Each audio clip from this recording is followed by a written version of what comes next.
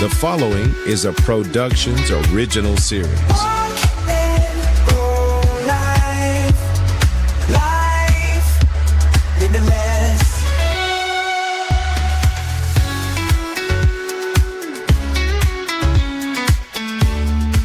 Hello and welcome to Walk and Roll Live. I'm Doug Vincent, joined by Addie Rich. Our podcast is dedicated to amplifying the voices of the disability community. I'm a polio survivor, and Addie, who balances numbers by day and crafts plot twists by night, all while loving the great outdoors. Is that you? Yes. The great outdoors are not loving me right now, but I have cerebral palsy. Got a special container to arrive in. So here we are. There we are. And allergies. And allergies are here too. Allergies are keeping me company today. You know, they say, you try to learn something every day. Well, I learned that there are fall allergies because I live in the desert, so no fall allergies. My poor little eyes that are like, ugh. Well, I begged for cooler temperatures, which we got. It was like 44, 45 this morning, so I was super happy to throw on a sweatshirt. However, with these colder temperatures comes damper times that tend to make my eyes itch really bad. Rain, so you get rain. You're getting rain. Yeah, it rained all day yesterday. I was in heaven. Very nice.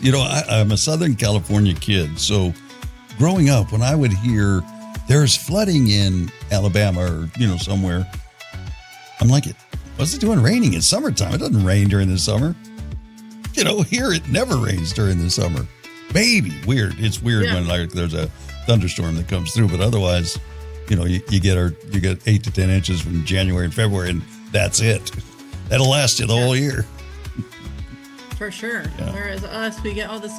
It's until you move to a place, you have the Hollywood version of the place. That's what I've determined. So like when I lived in Canada, you think everybody's like lumberjacks and it's either like snowing or maple syrup or whatever. Then you live up there and you're like, no, this is a regular old city where people just are nicer and have an accent. But, Hollywood has sold us what each place looks like. So if you haven't been there, you're living the Hollywood life. Being a NASCAR fan, every time they would come to the Speedway in California, in Southern California, that's what they would do. They would have shots of Hollywood and, celebrities and all. That's the way they kind of marketed it. But we're an hour from that. We're out in Fontana, California, where it's industrial and working class and all that. So, there's nothing Hollywood about it, really. So, I get it. Yes. So anything else happened exciting this week? You went to a kind of a Halloween themed event? I did. I had high hopes. I'd been to others before and From they were the same really cool. company? The same company, yeah. And so prior they do a lot of almost like a little play, and then so the one we went to before was a tea party. So literally they had a tea party, but it was Alice in Wonderland themed. And then they serve you different drinks, right? So are there characters and actors in this scenario? Yes. Yeah. If you've ever been to a melodrama or a Shakespeare, a small playhouse play, right? Yeah. Whereas this one kind of flopped on its face. It was supposed to be a vampire cocktail bar, and it turned out to be a story by Bram Stoker and trivia about the Vampire Diaries. So not exactly what I signed up for. They got to tighten it up a little bit. Yeah. I wanted to tell them, hey, you missed some opportunities. You could have had actors along the walls that were acting as vampires and bothering us as the attendees, right? Who are kind of interactive in your space. They missed the mark. Can I do it? Can I show you how to do it? How was your weekend or week? Week was good. This week was the Taco Tuesday for the Old Farts racing team. What else did we do this week? Pantry was great. There's another gal that is kind of a partner of ours and helps us, and she contacted our. I don't know what's her. I know what her role is, but I don't know what her title is. But she does everything. She fundraises, she gets all the stuff that we donate, all that stuff. But this other gal, she wanted to come out and do something for the veterans. So she brought out, a bunch of little prepared baggies with, Halloween decorations and candy for the kids and and we did hot dogs. We actually bought one of those little tabletop things that rolls the dogs, cooks them, and keeps them warm and all that. Cool. Yeah. So we bring that out every once in a while and have hot dogs. Yeah, so that was fun. That's about it. Yeah. That's awesome. Yeah. Oh, went to soccer. Okay. My granddaughter had another soccer They know game. what direction to go. They're getting better. There's an improvement from last season. Yeah, they all kind of know which way to go. They don't totally have the concept, and they're at that age. They're sweet, and they're not aggressive, and because like my granddaughter, she'll run up to the ball, and there's kind of like a little scrum starts to get together. All the girls they go to the ball, but she'll stop about 3 feet away, and she won't really get in there and kind of kick the ball. So, but they're developing, so it's fun to go out there and get away. And that's fun. Yeah. Yay, being a happy grandpa. Yeah, absolutely. Anytime I get with her is good time. So we've got an interview today that and I feel like I say this a lot, but somebody that I've met and I've wanted to get on for a while, and we finally got together this week and interviewed Rita Duran, and and I just knew it was going to be one of those stories that it's got a lot of twists and turns. And well, it's not only Rita; it's Rita and her daughter, which is like totally instrumental to the story. And this one gives me chills. Yeah, Maybe they all do, but this one, for all the pieces that you will hear fall into place. Yes. Rita said to me, she said, it's all right if my daughter comes on. I'm like, heck yeah. Because I knew enough to know she was a big part of the story, and, it was even bigger than that. So, all right, we'll take a little break and we'll get enough teasing, right? We'll get right back after a word from Ugyar Professional Training. At Ugyar Professional Training, we know that your greatest asset is your team. Investing in their development, knowledge, and happiness is essential for your business's success and growth. To achieve new heights, it's important to hire intelligent, talented individuals and empower them to excel in their areas of strength and passion. Ugyar is committed to transforming your employees into happier, more productive, and fulfilled individuals. When your team thrives, your business prospers. Wise leaders understand that providing team members with opportunities to shine in their strengths unlocks untapped potential. Elevate your team with Ugyar Professional Training and witness the growth of your business. From the Ugyar Professional Training Studios, you're listening to Walk and Roll Live, Disability Stories. Wheels spin, hustle on the go. White cane leading through the glow. Signing stories as we grow. Same mountains, just a different show. Life like everyone you see. Building dreams just like a tree. Falling down and getting free.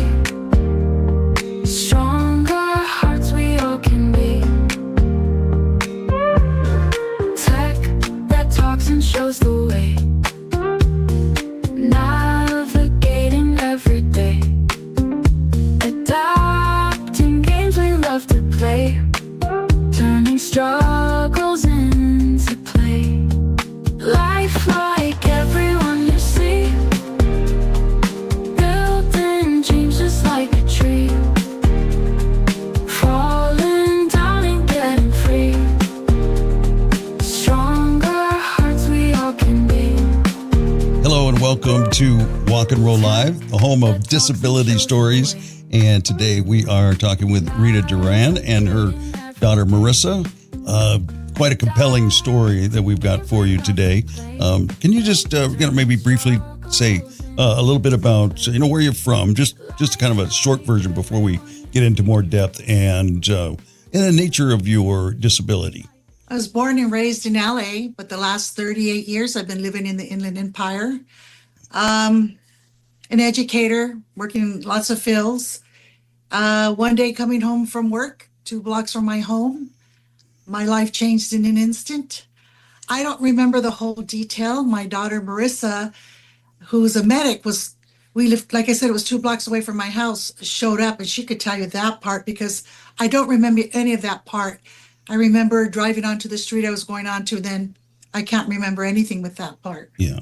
All right. Well, we'll get into that in more depth as we, unfold your story. Maybe Marissa, you could tell us a little bit about, the early part of your life and becoming an EMT and all of that.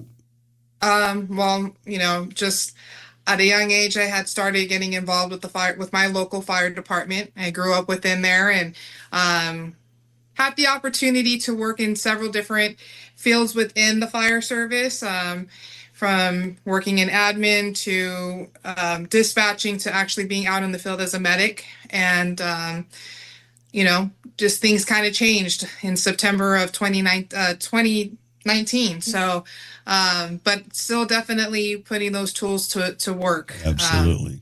So yes. Looking forward to hearing that part of it. But I also want to know what, Rita, what you were like before, what your interests were. And I know you did some, public service, just volunteering, that kind of thing. And yes, I was an educator. I wore several different hats as a classroom teacher, a principal, reading specialist, literacy specialist, working with English language learners. And I was very involved with volunteering within my community. I tutored high-risk gang members, children of the local community who were underprivileged, weak in literacy skills. And then in my part-time, I love to run. I used to run marathons, bike tours. I'm just very social and fundraise for scholarships for kids. That was my passion, constantly busy and moving. Very nice. And so I did Teach for America. That's what brought me to Atlanta. Oh, wow. Is that I did Teach for America. So I too have a passion for inner city kids. And you get it. There's something very special when you have that relationship with them. So what inspired you to get into that in your early life? I knew two things that I wanted to do, either become a lawyer or teaching. And I think it was because of the awesome teachers that I had. I was a very shy, quiet girl. And I had teachers who would say, I see leadership skills in you, but you're so quiet. You need to get out there. And they would give up their lunch breaks and say, come to our room, these two teachers. And they would have me practice speaking in front of their classroom. And then they would encourage me to run for this, run for that. And I think that fed my soul. Like if every child had the teachers that I had, we would all excel. Yeah. So I hope you overcome that shyness. Oh, can you hear me now? But yeah. Absolutely. And then we can thank those teachers. Right? They served me well. So when did the running and the marathons come along? I think that came along later in my years, probably in my 30s. I was working hard and going through a divorce, and I needed an outlet. And I had a friend who was a runner, and he really encouraged me. He would say, come run with me. And I got so into it that one day I wanted to challenge myself, and the marathon came to mind. And so I trained for that. And one of the most exciting things about that is I was a principal at the time. And so the kids would see me running around the neighborhood practicing. And I was on school campus, and I had one or two say, can I run with you? And I said, at first I said no, but they were very passionate about wanting to run. So this was through a private school. I asked the pastor there, the kids want to run. He says, well, your job is to inspire them. Let's check out insurance with a private school. They said, go ahead. And two children became about 25 or 30 kids. And they were like little chickens. I trained them around the community for 5 miles for the 5K. And you're talking about kids from first grade to 8th grade. And I'd run my marathon. The LA Marathon started early in the morning. And then I'd come back. And then I would run with the kids the 5K. One of them also, just this past, Olympics, they were a competitor to become a runner for the Olympics. And amazing. Right? It feeds my soul. Yeah. And that's how I got into running. And then I turned the running over to bike touring because it was too hard to do the running, come back and do the 5K. The bike tour was a lot easier, so I started doing that. And I'm in my 60s now, but I go to my little nephews and nieces' track games, and I have kids or not have kids who say, don't you remember me, Mr. Duran? I ran with you. So Yeah. that's how I got into running. It was my outlet. And then I was inspired by these children who were inspired, and I felt it gave them something to work forward. And a few of them said, you know, Mr. Duran, those skills you helped me gain, they were useful in high school because I became competitive in the track races. So that was exciting. Marissa ran with me too. All right. Fun. Well, Did a few, not a big runner.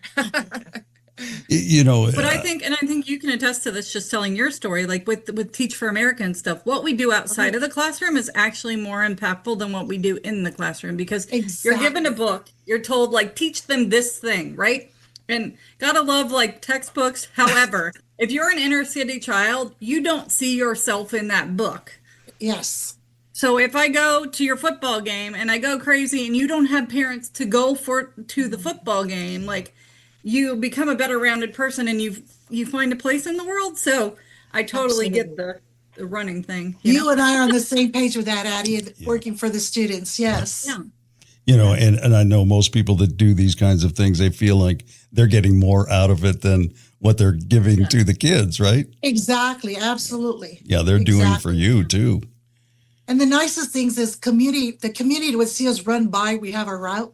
I remember one day the manager flagged me down as we were running. And I thought we were in trouble, like maybe we're impeding on his little traffic going to his business. And he said, I've been watching you run with these students. I want to sponsor all the t-shirts of the day of the race. So the children were also seeing how much the community can support them. And that was just awesome. Wow, just that ripple effect. Yes. So cool. Gives me the chills. Yeah, me too. Exactly. One helpful thing I do want to share with you, Doug, is I learned later as we get into my story that being a runner is what helped me gain muscle memory, because I was told I would never walk. And one day a therapist said, you know, I never thought I'd see you standing up and walking. Did you run when you were younger? I said, yes. He goes, that's what saved you, muscle memory. Your mind is trying to recall the days of your running. That is interesting. Well, that's perfect, because I wanted to kind of make that transition about now. So if you could take us back to that day and, you know, what you remember, and you know, Marissa, I'm sure, can fill in parts of that as well. Absolutely. She will need to. I was leaving work. All the little kids, bye, Miss Duran. I'll see you tomorrow. Have a great day. Stopped at Home Depot down the street from my home, bought some flowers to come back and plant later in the day. And I remember pulling out of the driveway from Home Depot, turning onto the street, and everything goes dark for me. I cannot remember a thing, but Marissa can fill in that gap for me.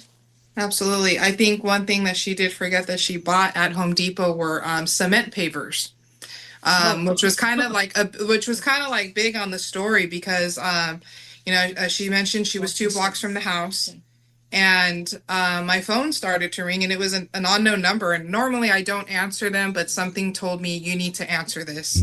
And when I did, it was a gentleman's voice, and he said, "Is this Marissa?" And I said, "Yes." And he said, "Your mom's been in a horrible accident and you need to get here." And I said, "Well, where is she?" You know, obviously I'm trying to get out the door as quick as I can once I hear horrible accident. And I had him repeat the cross streets like 3 different times, because I said, "That's right here, right by our house." 2 blocks. You know, just 2 blocks. I could have walked there. So immediately I hopped in my car, and there was only 1 police officer on scene, and I was like the first responder there, because I was actually there before him. And you know, he doesn't know who I am, the officer, and he starts yelling at me that I need to get away from the cars. And I said, "Listen, I'm a first responder myself. I'm a medic. This is my mom, and she's going into shock. You need to let me get to her, or else we're going to have a bigger issue here."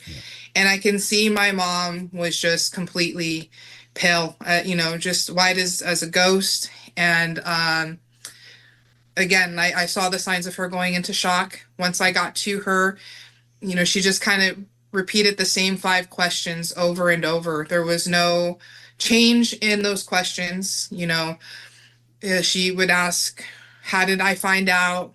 You know, what happened?"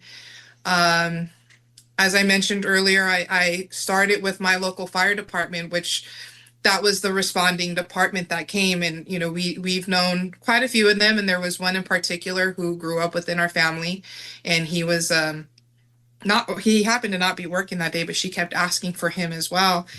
And I knew if my mom, because she kept saying she was starting to feel really cold, she just wanted to close her eyes. I told her, you can't do that. Keep talking to me. Just keep talking. I was trying to keep her awake. And the first fire engine that responded, immediately, I look up and it's somebody that I grew up with and I know. And he's like, "Are you okay? Are you safe?" I said, I'm fine. It's my mom. She's the one in the car. And I mean, you want to talk about that camaraderie and brotherhood. And I'm going to get emotional. I'm so thankful that it was that responding department, because I feel if it wasn't them, my mom would not be here. Yeah. They all moved with such urgency if it was their own family member. The only unfortunate thing was that my mom needed to be extricated, and the fire truck that has that equipment, they happened to be on another call. So we were delayed about another 30 minutes, I believe, until they were on scene and they were able to extricate her out. Once they were able to do that, we got her in the ambulance and she seemed to be doing okay. She was still staying awake and everything like that. But things just took a turn once we got to the hospital, and it wasn't even more than a 8-minute drive because they did go lights and sirens code 3. Again, I was fortunate enough that they escorted me as well, and I knew something was wrong because once we got to the ambulance bay area, nobody wanted to make eye contact with me. And I said, this isn't good, Yeah. And, we were at Arrowhead Regional here in Colton. And again, you talk about that family with the fire department. One of the captains, he called over ahead and asked for, the specialist, the head of ER, and he happened to be working and he was ready to take in my mom. But I from what I was told, it was that moment when they did the scan over on my mom that she had coded, and they had done a quick ultrasound on her and they saw that one of the kidneys, half of it had imploded. So they took her immediately into surgery.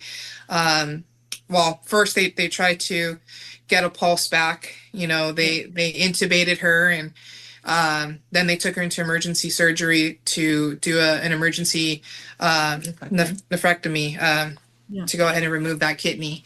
And it was a long night. I mean, that night, that first, I don't want to say even 12 hours, but that first 8 hours, there was 3 emergency surgeries, and just trying to stabilize her. I mean, again, that first 8 hours alone, I was told by the surgeons that she had been transfused over 40 units of blood, which I was told, that's unheard of. And within her journey, within that first month, just the amount of transfusions she's had, I remember the doctors coming to me several times, but specifically on this case, they told me, hey, like, she's doing better, but we don't know how she's really going to respond because we've never really had any patients that have had this much blood transfused and survived. Yeah. So it was for a month. Yes. She still needed transfusions. It was for a month because, I mean, like I said, just that first night alone, she had the 3 emergency surgeries. She had a laparotomy where her stomach was still open when they finally did get out of the OR, and they didn't even close her stomach for probably about a good 5 days because they knew they were having to go back. Yeah. Yes, and they didn't want to keep opening, and there was a lot of internal damages that happened.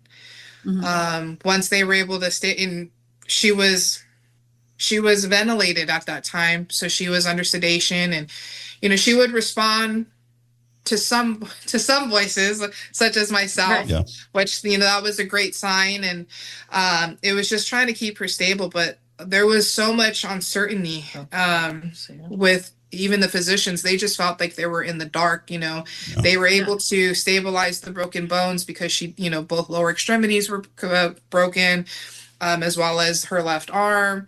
So once, that wasn't the big problem. It was looking at her labs and seeing that these numbers are not going the way we want them to. And, the kidney was still an issue. Trying to filter out all that new blood, that was also the other issue, was how is this kidney going to take all this new blood that This she's doesn't receiving? belong here. All Yeah, right. we don't know you. Yes.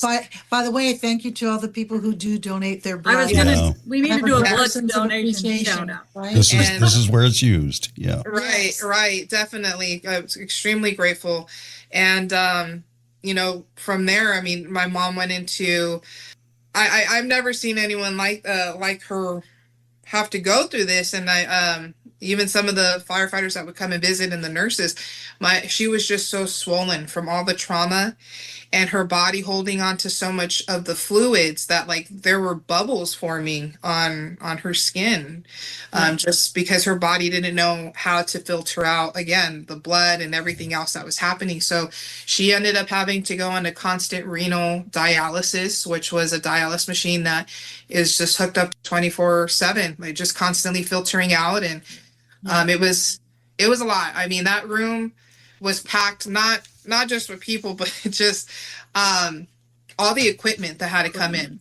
Wow. I mean, she was even on a constant percussion machine to help her breathe correctly, because my mom is a stubborn lady, but even in that moment, of her being sedated, she was still resisting the help of the ventilator where she was throwing it off. So Right. It's like, what is the other half trying to do? This is right. Yeah.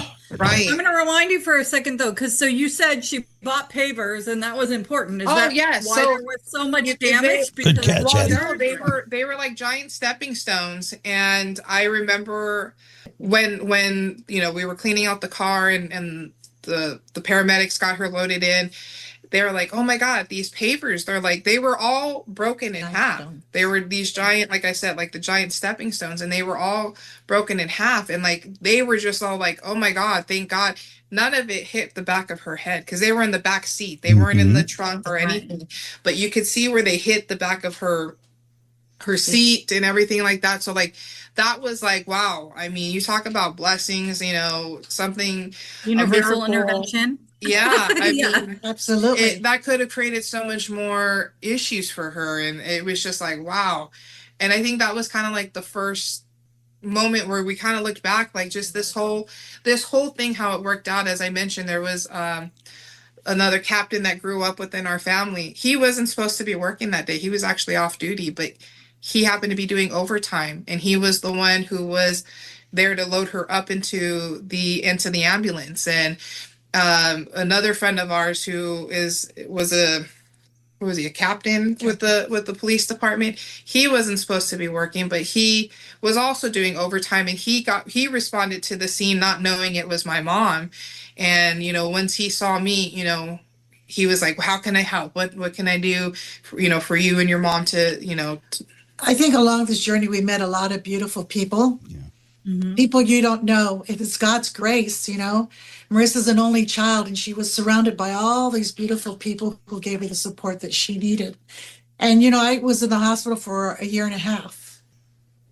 I'm going to get emotional. That's all right. 'Cause You're allowed. I get emotional 20 sometimes too. September 24th was an anniversary, the day of the incident. So I guess it's kind of close, but I hear Marissa talking, and that's a lot for her to take on, because at the same time she was getting taken in by Long Beach Fire.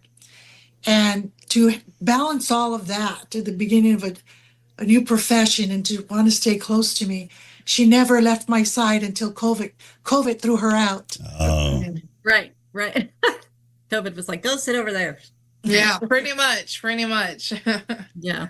well, as I listen to this story, I've said this from time to time over the years. This is what miracles look like. They're not necessarily, somebody walking on water. They're not those kinds of things. It's when all these pieces that don't seem like they would ever fall into place, all fall into place. Yeah. Yes, For sure. Yeah. yes. And like I said, when COVID came, like Marissa says, I can be stubborn. At one point, it was my birthday. Mhm. And I remember the therapist coming in, and I still couldn't really walk. They would have to hoist me up. Who wants to get wrapped up in this big old canvas thing and pull you up. And I was resistant. It was my birthday. And Marissa had planned with all family members and friends were outside of the hospital window with these balloons and signs. And I'm yelling at the therapist, I don't want to get up. Today's not my day. And in walks all of this nursing staff with cupcakes to celebrate me. Aw. They don't really know me, but I have this nurse roll in because once COVID came, they were bringing foods in boxes to throw it away. She came in with this little rolling cart with her own personal china and said, nobody should eat in a cardboard box on their birthday. I mean, beautiful stories. And can I say something that maybe it's out of line right now? Yeah. I am so blessed by my daughter because, like I said, I was told I would never walk again. Insurance wanted to cut me out. Like, okay, you've done enough. And Marissa has advocated for me, built relationships with other doctors who have assisted her in getting me the services that I need. Yeah. And I'm so grateful for her. Yeah, that's another thing that we say over and Kids are over and over pretty again. cool. You got to be the squeaky wheel. Right? Definitely. Yeah, you got to be your own advocate. I love this story though because it totally shows you like nothing is an accident. Nothing Right. is an I am the proponent of that. Like when people are like, oh, this is the shit and this is not my life and whatever. But then you're like, look, you taught these kids to run. And then because you did that, you could do this. Like if you can step back Yeah. and like make it such a bigger picture, you became friends with the fire people who were then really good to you and a really nice, wonderful Yes. family. You know, I love that. I love Yes. the strings that nobody sees, and then we hear them in the stories. And, just beautiful things like you said. I remember it was Christmas time, and it's very vague because I was still out of it. Marissa, I told you, never left my side. And a family member, one of her cousins, would stay with her. And it was what, Christmas? Christmas Day. In walks the firefighters with a homemade ham, stuffing, mashed I potatoes. love that. Basic things, yeah. And they told Marissa, go downstairs, go enjoy your Christmas dinner. I mean, so many beautiful people, just like you said, Addie, along the way that you didn't expect to meet. And some of them have become lifelong friends now. Yeah. Yeah. I was truly blessed. Yeah. So, Rita, when did your memory start to come back? It's not all quite back yet. Sure. Yeah, sure. But I would say maybe about a year or two after the accident really started moving. More or less. About a year and a half after the accident started to move. And part of it was they sent me home and I was still a giant baby. I needed to be changed, dressed, fed. Yeah. And Marissa would take me for therapy. And we find out a year and a half later, one of the specialists at Casa Colina heard me speaking. And I would speak extremely slow. And it would take me time to process. And she pulled Marissa aside and she asked you, She had asked if, that's how my mom was prior to the accident. We were also noticing just the way when she was walking, just she would kind of do this weird eye shift movement. And that was something, again, that this physical therapist who was the head of neurophysical therapy at Casa Colina, which we didn't even know they had a program. She said, I think we need to switch the methods that we're using because to me, she did a quick assessment. She goes, I think your mom underwent, concussion or possibly more than one concussion. Yeah. That has created a cognitive issue. And then that's when she asked me, how many times was your mom ventilated? Just the one? And I said, oh, no. It was a handful of times, unfortunately, that my mom was ventilated. She was ventilated, on initial arrival to the hospital. And then at one point they thought, okay, we can go ahead and take her off and do the BiPAP, and it just wasn't working. So it was back on the ventilator. And then they did the trach. They tried that out and it worked for a little bit. But then unfortunately, once her care was transferred from Arrowhead to Kaiser, which, they were great there were just some stuff that started to happen, and she was back on the ventilator again. So I think collectively, from what I can remember, it was about 4 to 5 times that she was ventilated within her time at the hospital. So, and they were for a long period of time. It wasn't just for like a few days. We're talking a couple weeks. So, Rita, were you diagnosed with a TBI?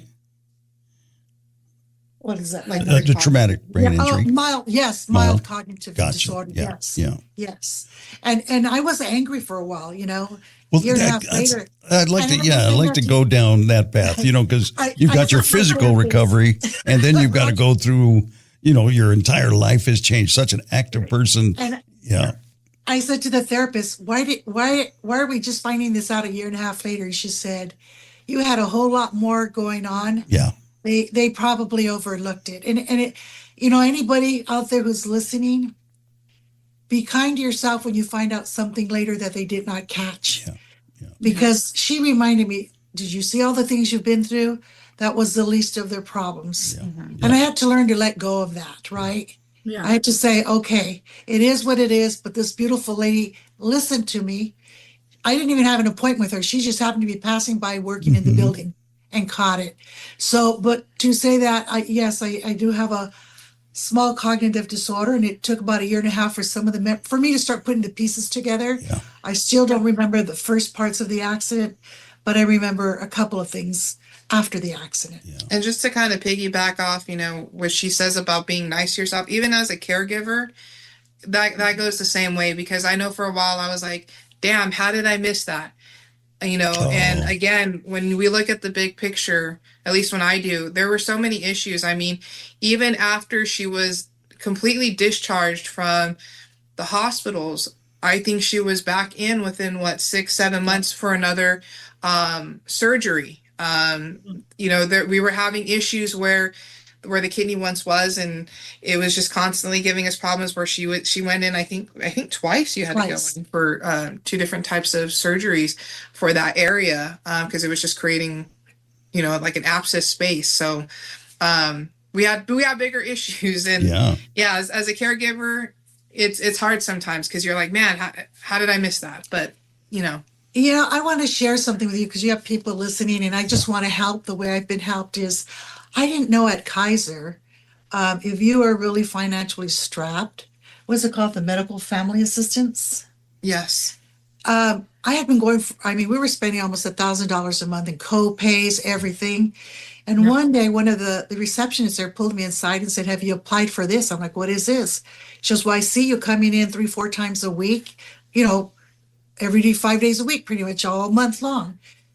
She goes, it must be adding up. I go, yes. And the person who hit me only had a $13,000 insurance policy. Long gone. My stay at Arrowhead alone was $5 million. Yeah. So I said, I'm strapped.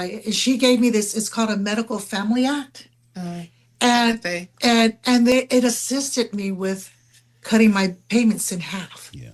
And I never knew that existed. Yeah. Yeah. And I said, why don't we tell people? She goes, well, everybody will come running in. But it doesn't hurt to ask if you're in that situation, right? Yeah. So I just wanted to share that information. No, totally. Well, Excellent. and that just speaks to your point, though. There's so much going on. They're trying to keep the body alive, right? But financially, it can murder you afterwards, because you were just a normal person with a normal job that had insurance for somebody who went to the doctor once a year, maybe if you were good at it. Right.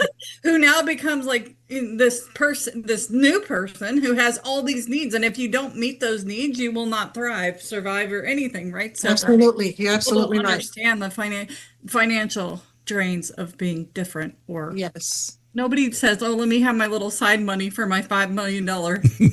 Well said, right? Yeah.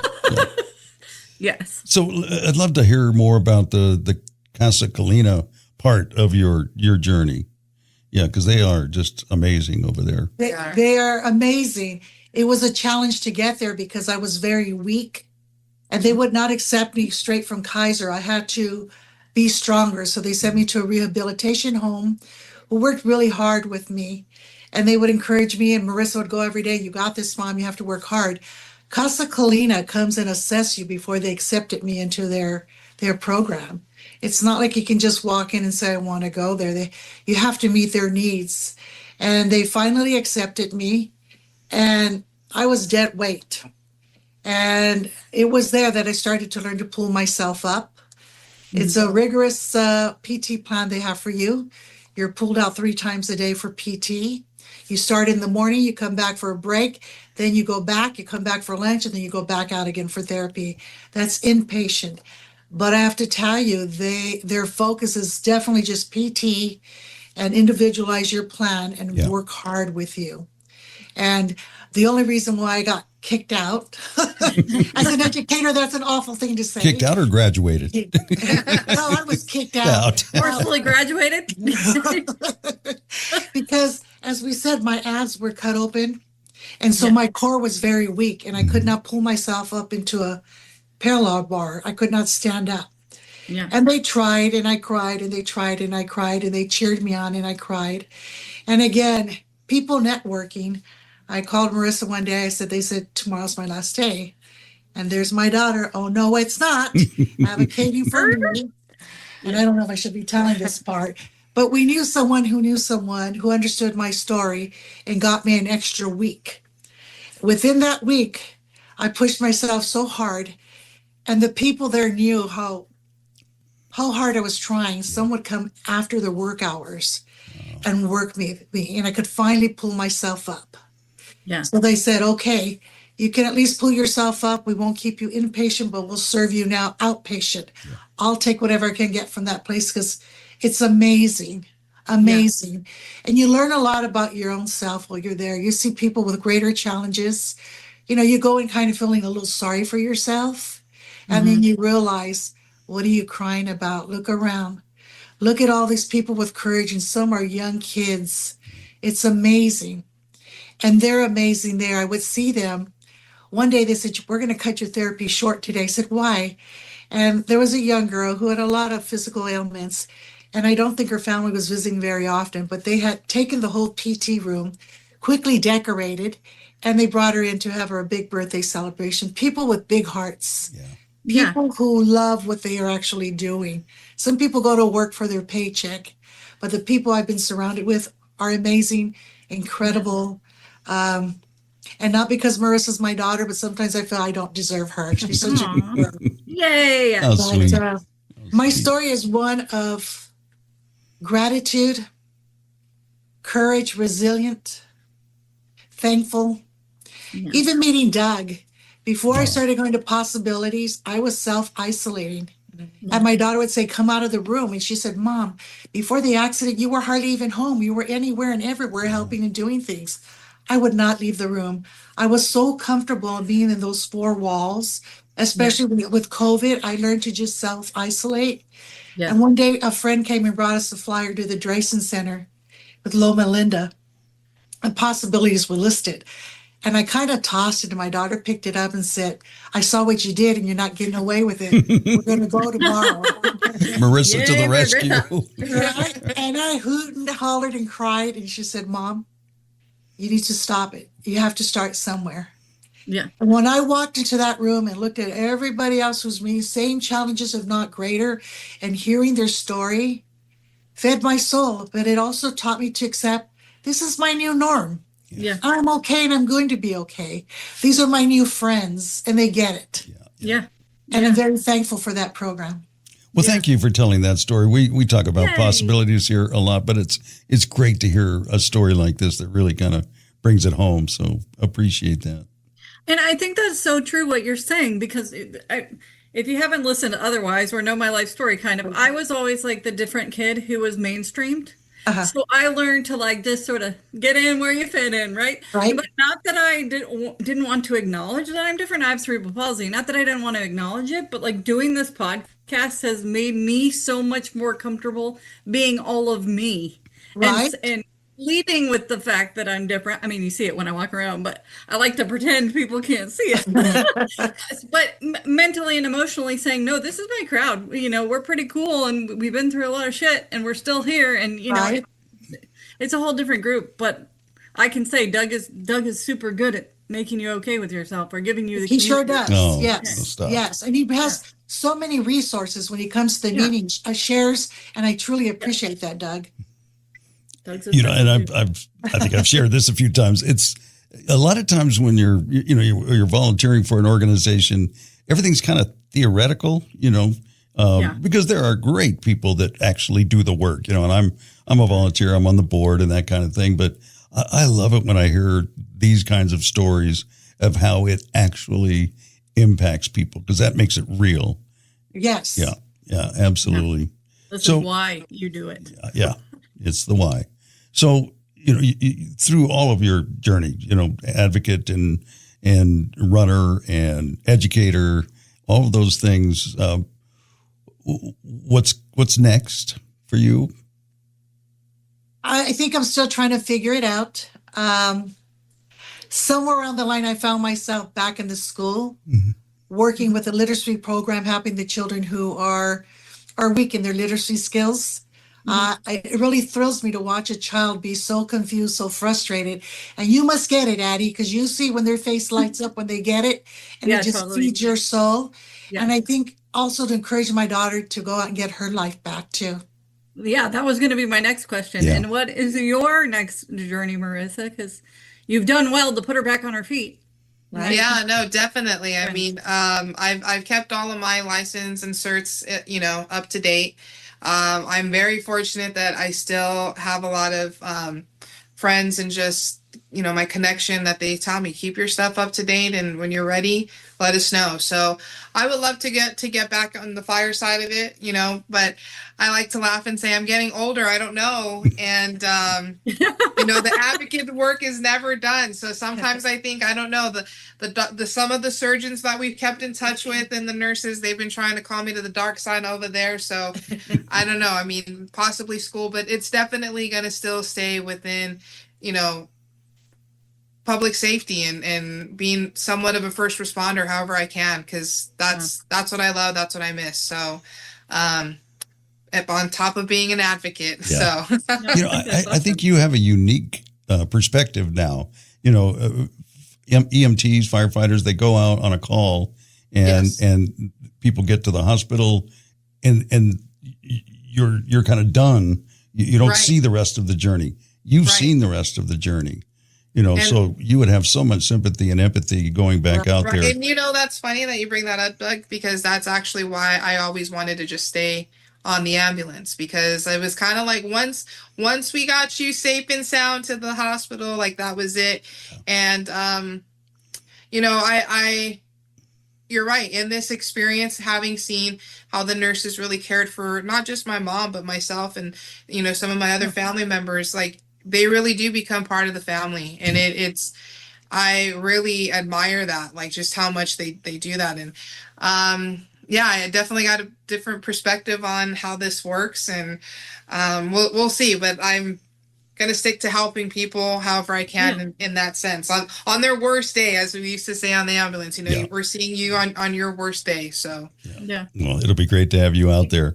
So just in wrapping up, any final thoughts? Maybe you first, Rita?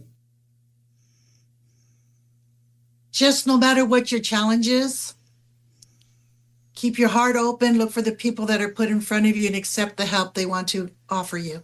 Yeah. All right. And Marissa? Just, for anyone who's listening as a caregiver or advocate, or even just advocating for yourself, don't take no as an answer. You could always ask for a second opinion, because again, if I would have taken that first no from the first doctor who said, we're not going to continue on, they told me my mom was bedridden, my mom would still be in a bed and not walking. Yeah. And, when I see doctors who see my mom from day one to now, they're like, wow, oh my gosh, they're amazed that she's walking and just how she's, with the walker, doing the best that she can. But just don't take no. Push for yourself, push for your loved one, and there's resources out there for you. So, well, thank you very much for coming on and sharing your story. I know that could be difficult at times, but I think the folks that are going to hear it are going to be, dare I say it, inspired by it. Yeah, I hope so. Each week on Walk and Roll Live, we share honest and open stories of people living with a disability. That was my initial spark of hope. Like, okay, maybe this isn't completely going to be the end of my life. I had a little bit of hope, but I still was really down. I could not do anything for myself. I was working on feeding myself, trying to push my chair, trying to drive, trying to go skiing. So like that just seemed outlandish and kind of crazy at that time. Join us weekly for another powerful episode. Walk and Roll Live, wherever you get your podcasts. Life, limitless. Subscribe now. From the UGG Professional Training Studios, you're listening to Walk and Roll Live, Disability Stories. Oh my goodness, Walk and Roll Live. I don't know what it is, but the last few weeks have just been some roller coaster rides, huh? I don't know if you guys were on the edge of your seat like me, but there's so many pieces. So many pieces to it that I'm like, oh, goodness gracious. And shout out to first responders and people who do their diligence. And also, I love seeing the camaraderie in it because I have friends here in the fire service, and I really know that, like, if something happens to me, I want their EMS truck to come get me. And just to see how they loved on her and the daughter and just continued to be a support. It wasn't that like moment and then they just disappeared. You know, we are so lucky to have people that have the heart to help others. Yeah. Yeah. And the physical therapist, it just goes on and on. The nurses that she's met along the way. I know they had, they told the story because also the PossAbilities mixer was this week. So I went in and they were there and, they were telling a story about this is the first time since the accident that Marissa has gone on her own to go visit some relatives in Texas, and Rita was going to be home. And she's got a caretaker. Amazing. She's got a caretaker that comes in, but still, this is the first time she was going to be without Marissa. And as you can see from the story, they're connected, right? So I guess intertwined. Yes, and so the caretaker shows up, and she's sick. I mean, like sniffly, all that sick. God. Yeah, and she's got her mother is there, who's like, I think she said 88. So Rita's like, I want to handle this on my own, but I don't know what to do. So she called Marissa. Marissa gets off the plane, and she's got a call from mom. So it as stressful maybe as that was, I think it turned out to be kind of a blessing. If everything was fine when she went and came back, you don't learn any lessons from that. So that's what Rita was saying. That she learned what she's capable of now. A little more. She knows that she's grown a little bit and can handle these situations. So that's good. Yeah. And I mean, look at how much, like, when you listen to the story, look how much she controlled in the community. Yeah. Not controlled, but like contributed and was standing on her own 2 feet and was a mentor for other people. So it's good for her, I think, to see it in other angles, to be like, I got this. It's okay. Yeah. And Marissa needs a little break, and Marissa needs to, that was the nice thing in the interview. She kept saying, like, I want her to get out there. I want her to have her life again. And like, perfect example, perfect trial. And and Ruben, the physical therapy dude, we're coming for you. They both have great attitudes. That's another takeaway for me. Yeah. All righty. Well, we do have one new event that we've added to the events page. If you have something, send it in and we'll get it up there. But there's a small business organization for entrepreneurs who are disabled, and that event is coming up in November. So that's up there. November 5th. Yeah, and the same people we're going to have on here soon to talk about that organization and his life's experiences and all of that too, Peter. So we'll do that soon. Yeah. All right. You got anything else? Yeah. People need to like, subscribe, hit the button, keep following us. Go back to other episodes. We really appreciate it. Yeah. You never know. There might be a story that's fun. My episode is in May 2024 if you want to know more, more about me, things like that. Like it's a fun adventure. And honestly, any story you pick, if you don't start with today or you hear today and say, hey, what else is here? All the stories, if you're like me, will touch you in some way. And that's the point of doing this. So yeah, I feel pretty confident that they're all good. They are all good. And it's all a sparkle of humanity that makes up the world, right? And these are often people you would never hear the story because it's kind of hidden in plain sight, or we are just trying to float along and do our thing and you're so busy. Well, you got to drive in a car somewhere. Listen, it's 40 minutes. Do it. Yes, we would definitely appreciate the likes and shares and all of that good stuff. So next week's a little up in the air. About an hour ago, I thought I had it all nailed down, and then people have issues and things happen. Yeah, so we're gonna do a little juggling, and we'll surprise you. All right. Yeah. Life be lifing. We got you. There's a plot twist. Yeah, exactly. All right. Thanks for listening. I'm your host, Doug Vincent, with Addie Rich from the Adyar Professional Training Studio. This has been Walk and Roll Live, Disability Stories, Life Limitless.